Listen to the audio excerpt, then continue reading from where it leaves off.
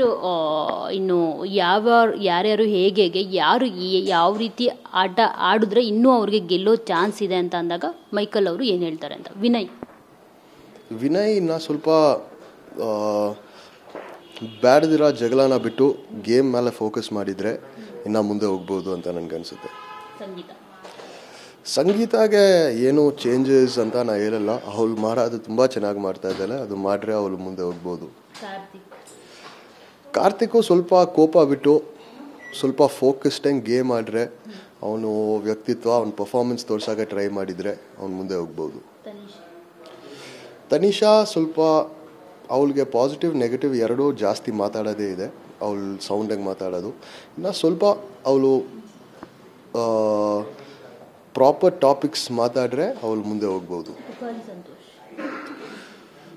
ತುಕ್ಕಾಲಿ ಸ್ವಲ್ಪ bean bag ಮಾತುಗಳು ಕಮ್ಮಿ ಮಾಡಿ ಎಲ್ಲ ಮುಖ ಮುಂದೆ ಮಾತಾಡ್ರೆ ಚೆನ್ನಾಗಿರುತ್ತೆ. ಆ್ಯಂಡ್ ಇನ್ನು ಸ್ವಲ್ಪ ಜಾಸ್ತಿ ಕಾಮಿಡಿಗಳು ಸ್ಕಿಟ್ಗಳು ಇದು ಎಂಟರ್ಟೈನ್ ಮಾಡಿದ್ರೆ ಇನ್ನು ಮುಂದೆ ಹೋಗ್ಬೋದು.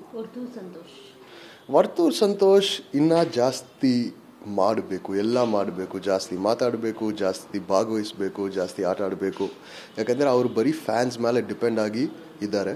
ಅವರು ಆ ಫ್ಯಾನ್ಸ್ನ ಖುಷಿ ಪಡಿಸೋಕ್ಕೆ ಏನೋ ಮಾಡಿದರೆ ಇನ್ನು ಈಸಿಯಾಗಿ ಮುಂದೆ ಹೋಗ್ತಾರೆ. ನಮ್ರತಾ ಇನ್ನೂ ಸ್ವಲ್ಪ ಧೈರ್ಯವಾಗಿ ಎಲ್ಲ ಇದರಲ್ಲಿ ಆಪ್ಷನ್ ತೊಗೊಂಡು ಮಾಡಬೇಕು, ಎಸ್ಪೆಷಲಿ ಟಾಸ್ಕ್ಗಳಲ್ಲಿ. ಯಾಕಂದರೆ ಎಲ್ಲರಿಗೆ ಮಾಡೋ ಟೈಪಲ್ಲೇ ಟಾಸ್ಕ್ ಕೊಡ್ತಾರೆ, ಏನು ಇಂಪಾಸಿಬಲ್ ಟಾಸ್ಕ್ ಎಲ್ಲ ಕೊಡೋದಿಲ್ಲ.